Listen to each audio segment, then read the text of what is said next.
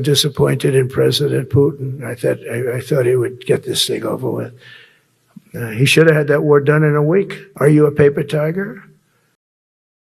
If Russia is a paper tiger, then what is NATO? Russian troops, I want to emphasize this confidently, hold the strategic initiative everywhere. Well, if we're at war with the entire NATO bloc and we're moving forward, advancing, feeling confident, does that mean it's a paper tiger? What is NATO itself then? What does it even represent?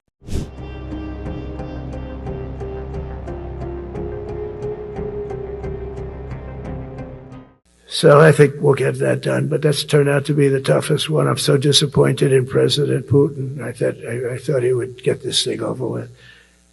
He should have had that war done in a week. And I said to him, you don't look good. You're 4 years fighting a war that should have taken a week. Are you a paper tiger? And it's a shame, but I think eventually we'll get that one done, just like in theory, I want to knock on wood, because you never know. It's like we're going to have the Middle East done.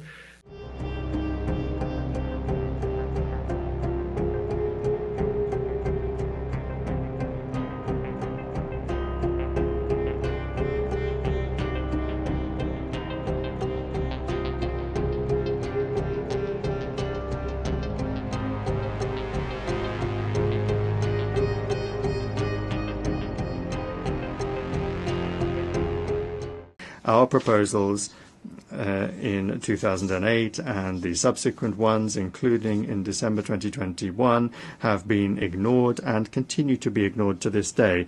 Moreover, threats of the use of force against Russia are increasingly being made. Russia is being accused of almost planning to attack the North Atlantic Alliance and the European Union countries.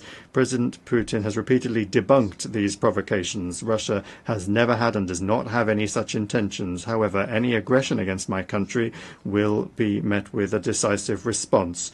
There should be no doubt about this among those in NATO and the EU, who not only are telling their voters that war with Russia is inevitable and are forcing them to tighten their belts, but are also openly talking about preparations for an attack on our Kaliningrad Oblast and other Russian territories.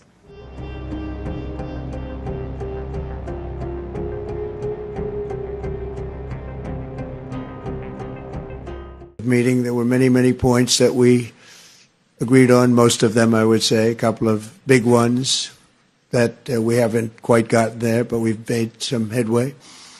So there's no deal until there's a deal. I will call up NATO in a little while. I will call up the various people that I think are appropriate, and I'll of course call up President Zelensky and tell him about today's meeting. It's ultimately up to them. They're going to have to agree with what Marco and Steve and some of the great people from the Trump administration who've come here, Scott and John Ratcliffe. Thank you very much. But we have some of our really great leaders. They've been doing a phenomenal job.